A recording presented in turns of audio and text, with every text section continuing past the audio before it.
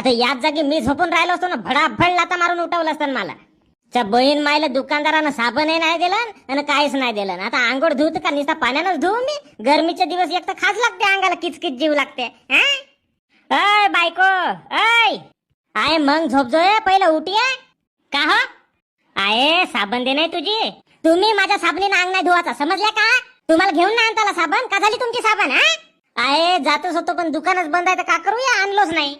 तुम्ही पहा, मला लोक सांगा, दुकान चालू झाल्यावर घेऊन आणा दुपारी अंग धुवा, नाही त्या दिवशी नाही धुवा ना. कोणती रवरव फुटली तुम्हाला सकाळी अंग धुवाची?